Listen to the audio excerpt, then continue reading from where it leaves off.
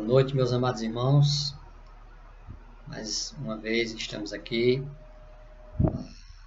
ainda não sendo possível presencialmente, mas Deus tem nos dado essa oportunidade de, através desses recursos, né, da internet e a gente poder meditar na palavra do Senhor. Estamos precisando mais do que nunca, em tempos como este, de ouvir a palavra do Senhor e ser fortalecido por ela. Eu gostaria de meditar com vocês sobre o tema O Povo de Deus em Apuros. A nossa mensagem vai estar baseada no livro de Êxodo, capítulo 14, que você possa abrir sua Bíblia aí na sua casa e nos acompanhando. Êxodo, capítulo 14, O Povo de Deus em Apuros.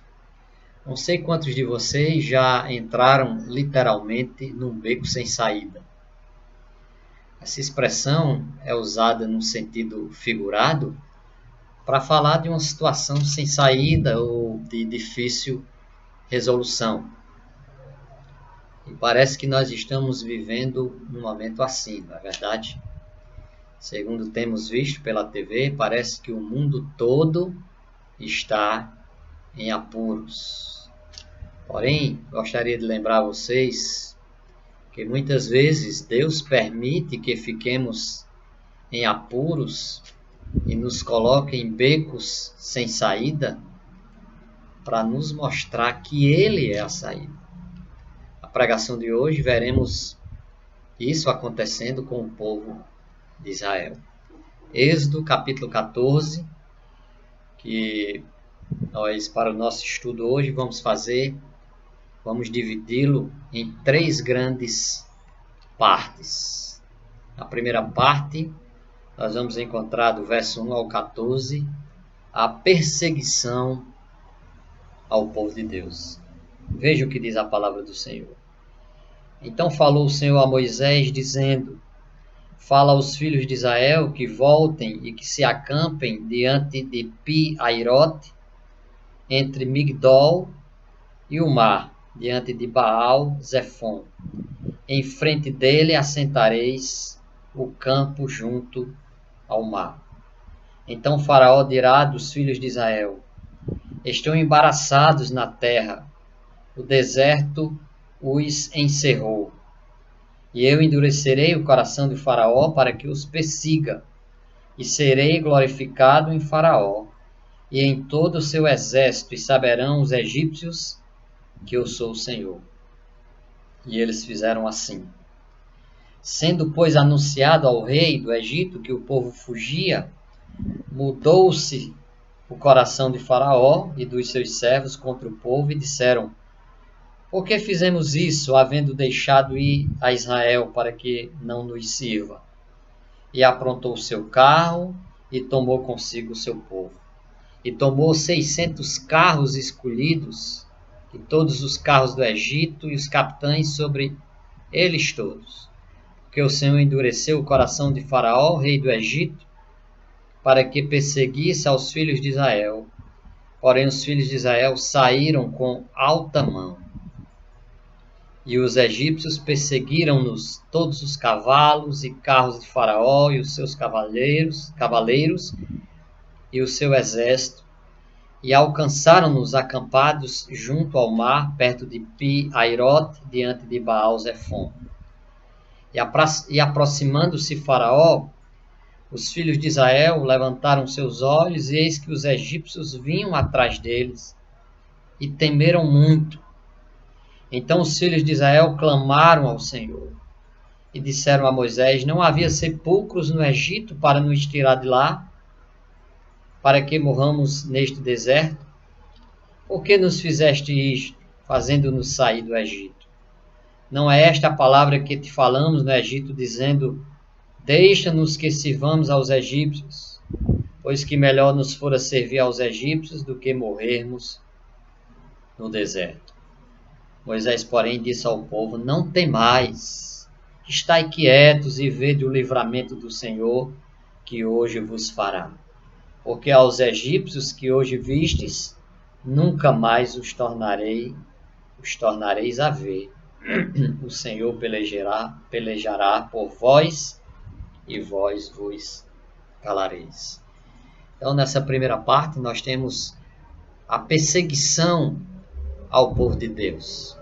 Como vimos em pregações passadas, depois da 10ª praga, na qual o filho primogênito de cada família egípcia morreu, o faraó finalmente permitiu a partida dos israelitas. Todavia, não dá para confiar totalmente na palavra de faraó, não é verdade? Após terem viajado durante alguns dias na trilha em direção à terra prometida, Deus pediu que o seu povo voltasse e mudasse de direção. O povo deve ter achado estranha essa ordem de voltar, mas eles acataram. Isso pareceria ao faraó que os hebreus estavam confusos e vagando como ovelhas perdidas no deserto. E foi aí que ele reconsiderou a sua decisão de permitir a saída de Israel. O faraó convocou apressadamente seu exército para perseguir os hebreus e levá-los de volta. Suas carruagens escolhidas foram preparadas e postas sob o comando de seus melhores oficiais. Seu exército era o melhor do mundo. Eles tinham carruagens, lanças afiadas e um forte contingente de cavalos. E os judeus? Os judeus não possuíam equipamento militar. Estavam indefesos diante de velhos inimigos. Provavelmente, irmãos, o faraó queria aterrorizar toda a multidão, matar alguns deles e levar o restante, ou a grande maioria, para reorganizar outro grupo de trabalho escravo. Então, grande foi o medo que tomou conta do coração dos israelitas quando eles olharam para trás e viram os egípcios se aproximando deles.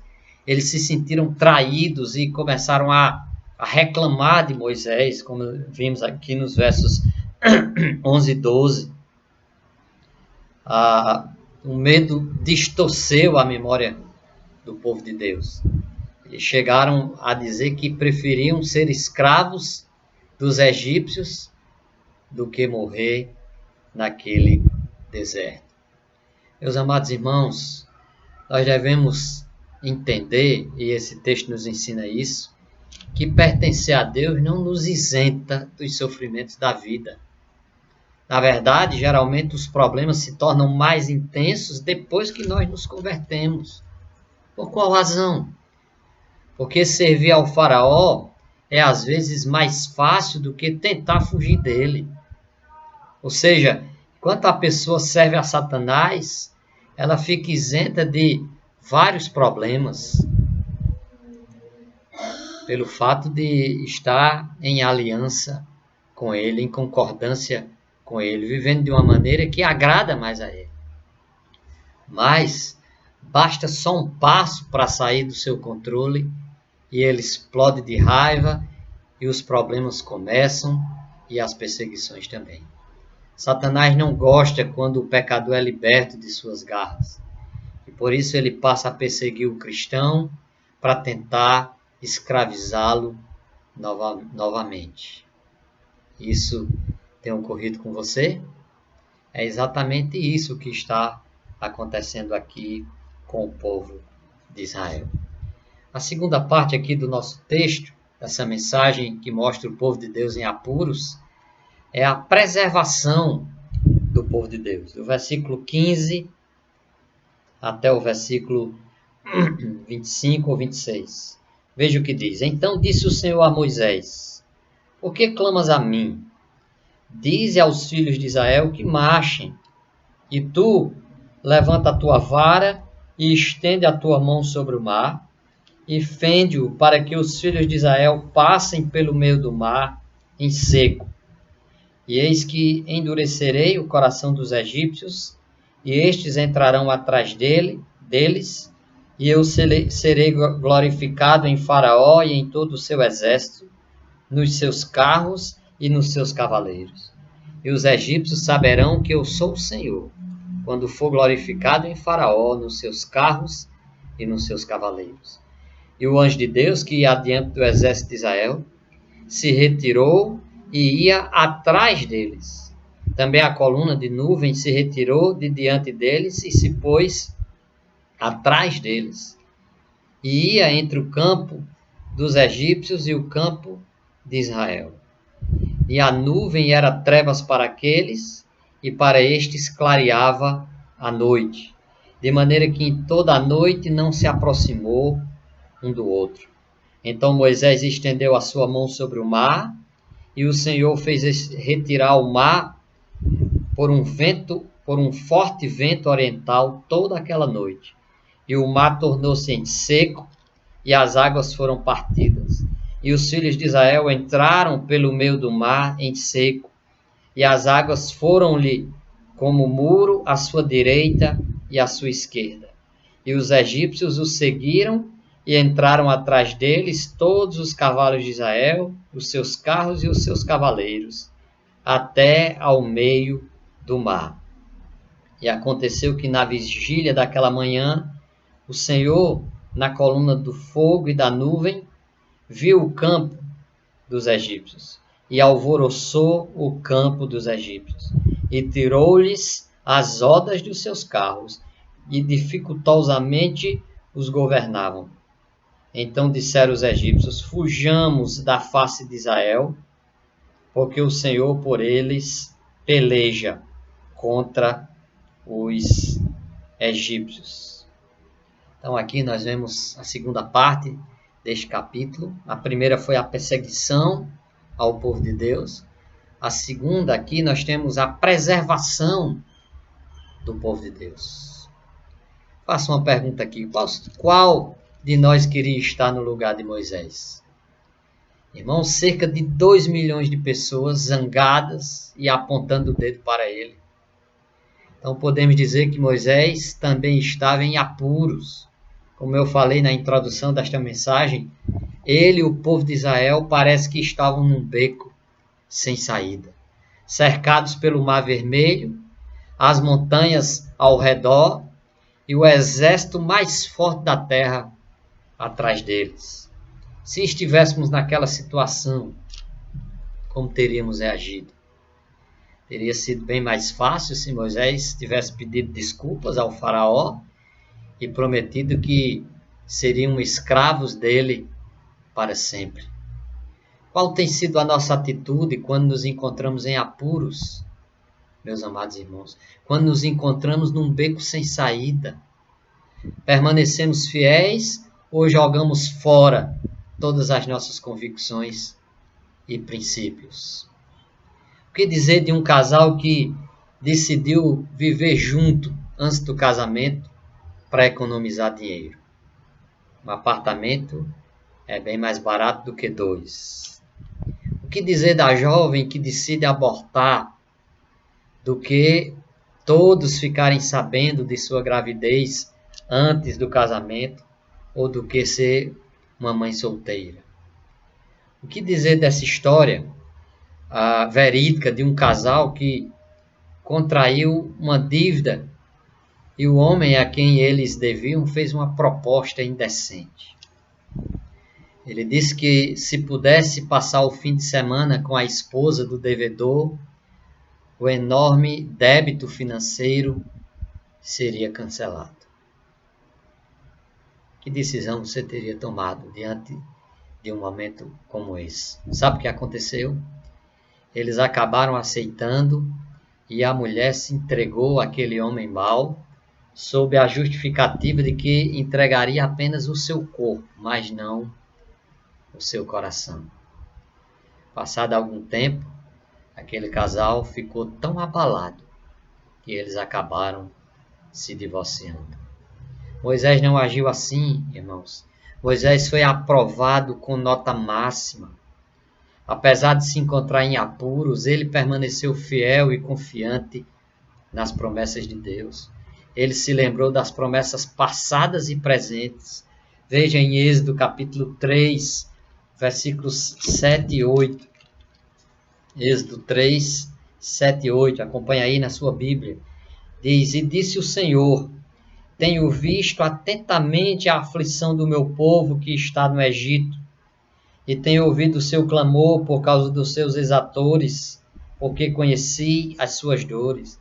Portanto, desci para livrá-lo da mão dos egípcios e para fazê-lo subir daquela terra, a uma terra boa e larga, a uma terra que mana leite e mel, ao lugar do cananeu e do eteu e do amorreu e do perizeu e do eveu e do jebuseu.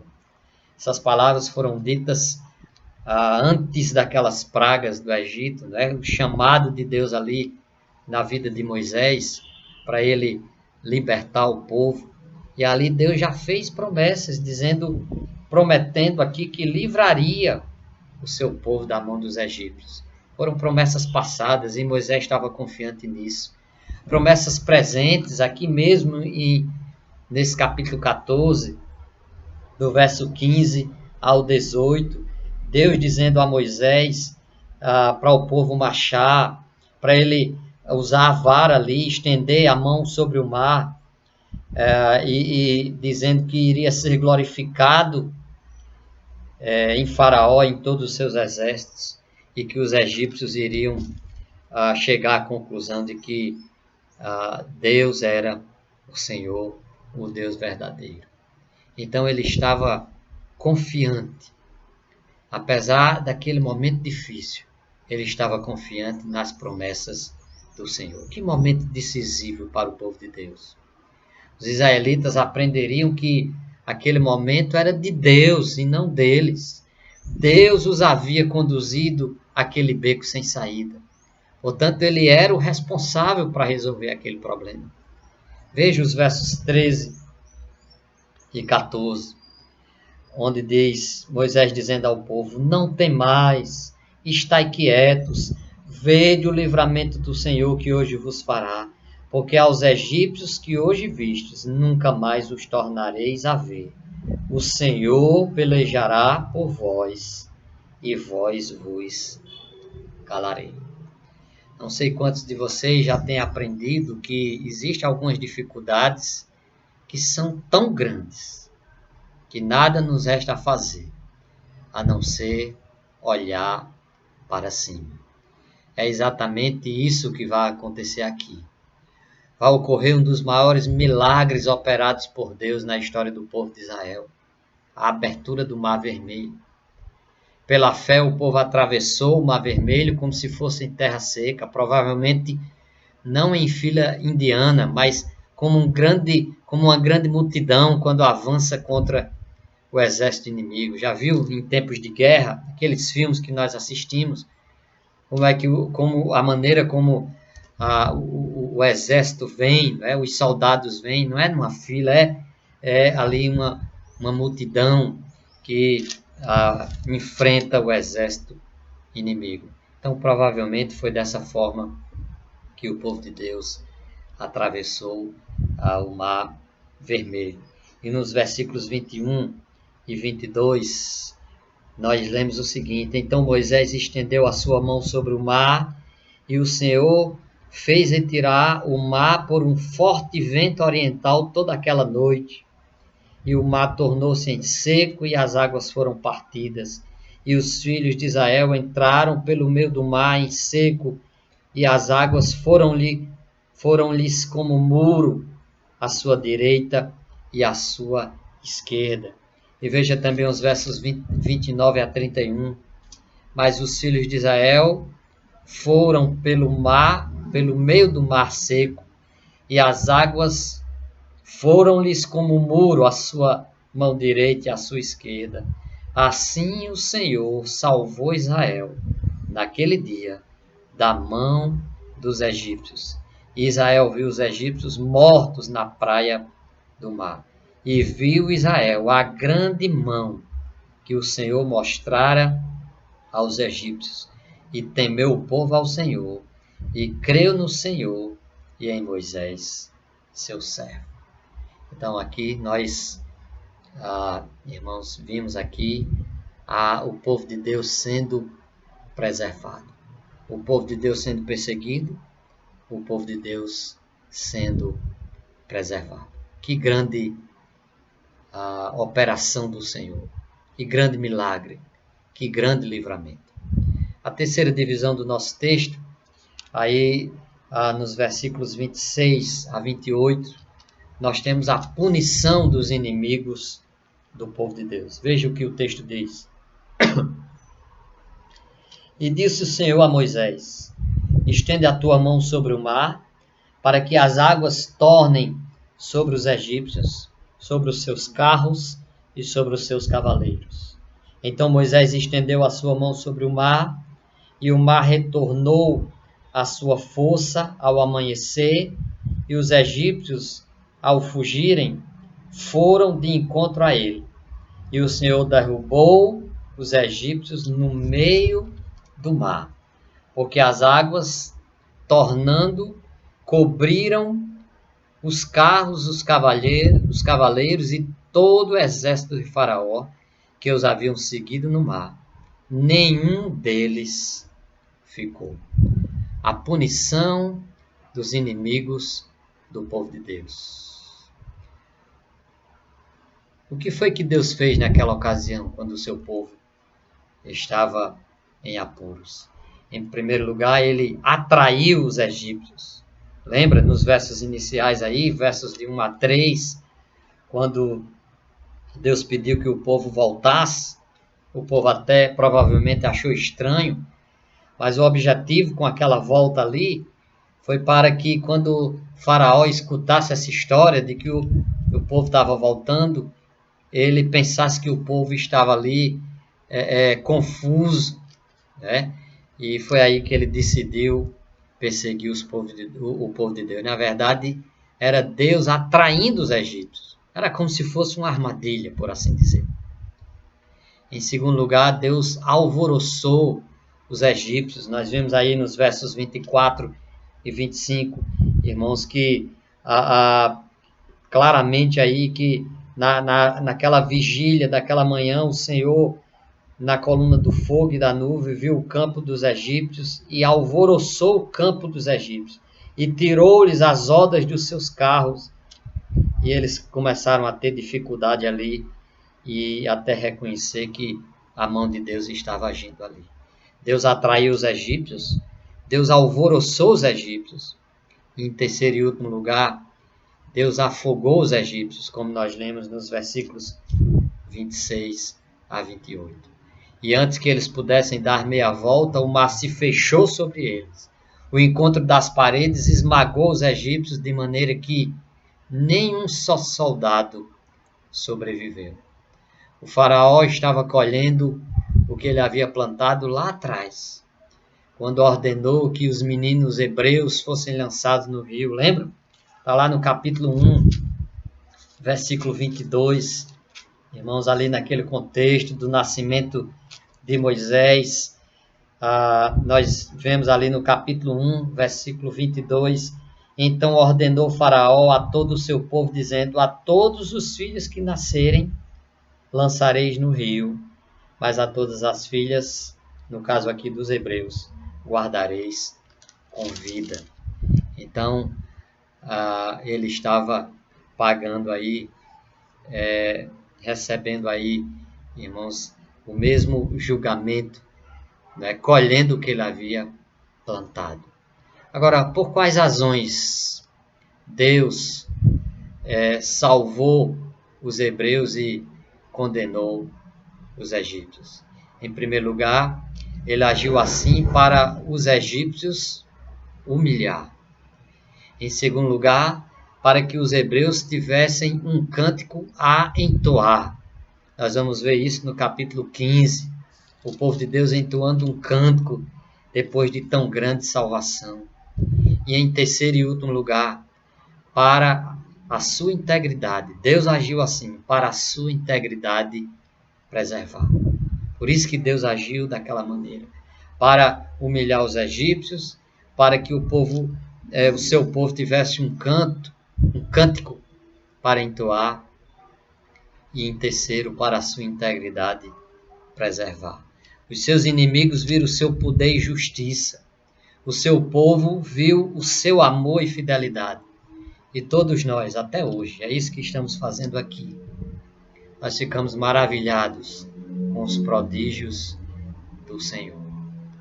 O que podemos aprender dessa linda história e aplicarmos para momentos ou em momentos de apuros como esse que estamos enfrentando atualmente? A primeira lição aqui é que Deus nos conduz em momentos de apuros. A segunda lição é que em cada momento de apuro, Deus provê uma forma de escape. Vamos nos lembrar que Deus é capaz de nos ajudar numa situação difícil, quer tenhamos causado essa situação de aperto, quer Ele tenha nos levado a esse beco sem saída. Nem mesmo a nossa desobediência pode amarrar as mãos de Deus, irmãos. O mesmo Deus que salvou Daniel quando ele foi jogado na cova dos leões, por causa da sua obediência, da sua fidelidade ao Senhor, também salvou Jonas, apesar de sua desobediência. A terceira lição: só Deus pode nos livrar em nossos momentos de apuros. Se for do plano dele, se fizer parte do plano dele para a nossa vida, ele vai nos livrar a seu modo e a seu tempo. E a quarta e última lição é que toda situação que está ou esteja fora de nossas mãos está nas mãos de Deus. Ele está no controle. Agora, se você me perguntasse se existe uma punição maior do que esta experimentada pelos egípcios, eu lhe diria sim, haverá. Aquela mencionada em Apocalipse capítulo 20, versículo 15. Apocalipse capítulo 20, versículo 15, que diz o seguinte, irmãos. Apocalipse 20, 15. E aquele que não foi achado escrito no livro da vida foi lançado no lago de fogo.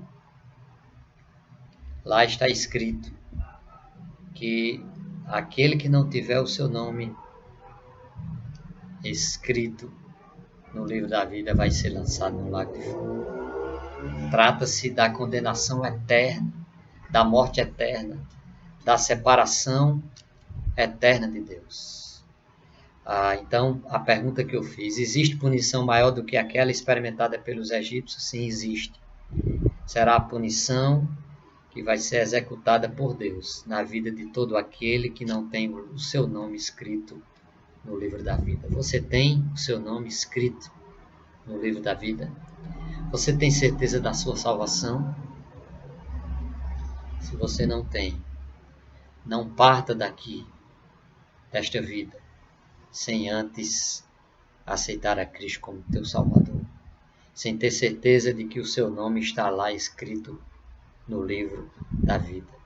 Se você me perguntar se há um livramento maior do que aquele experimentado pelos hebreus, eu lhe respondo sim. Não é ser salvo do coronavírus, é ser salvo por Jesus Cristo da perdição eterna no inferno. Se você ainda não é um crente em Jesus, peça para Ele te livrar não só dessa pandemia, mas principalmente da morte espiritual causada pelo pecado.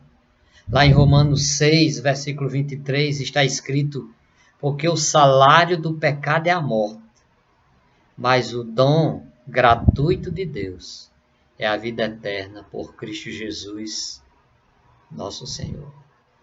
Peça para Ele te livrar da morte eterna, amigo ouvinte. E não esqueça, todos nós, muitas vezes, Deus permite que fiquemos em apuros e nos coloque em becos sem saída para mostrar que Ele é a saída. Não seria isso que está ocorrendo em nossos dias? Não seria isso que Ele está querendo mostrar por meio desse vírus? Que a palavra do Senhor possa ter encontrado morada em nossos corações. Eu quero agora louvar o Senhor com um hino que tem tudo a ver com essa mensagem que nós acabamos de ouvir. Escute este hino e em seguida nós teremos uma oração final.